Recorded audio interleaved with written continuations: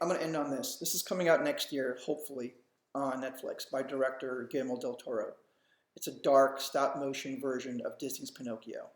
I have personally seen these puppets that are going to be used to make this, and I've actually seen some of the sets, and they're phenomenal. This is a revolutionary world of stop motion because, so Night Before Christmas, just as an example, the way that they would animate those heads for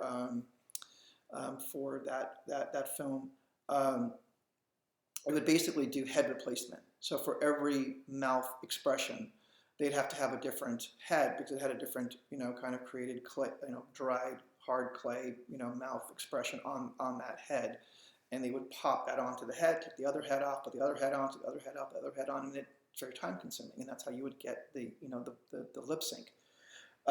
Now with modern stop motion, the dolls have what's called a turnkey mouth and eyes, I think, maneuverability. So basically, you put a key in the back of the head, hidden behind the hair, so you don't have to actually ever see the hole.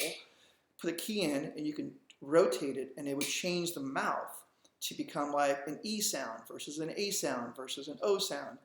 And you can put a key in the back of the head and change the eyes to make them open, close, blink, eyebrows go down, angry, whatever.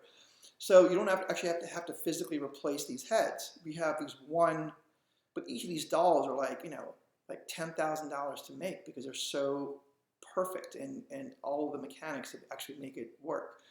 But you put the key in, so for the animator it's easy. You put the key in, you turn the head, put it in the head, you turn the key and you make the eyes move, the mouth move and whatever, and animate the rest of it. So it's a lot more, it's faster, and it has more of a realism. It's more fluid.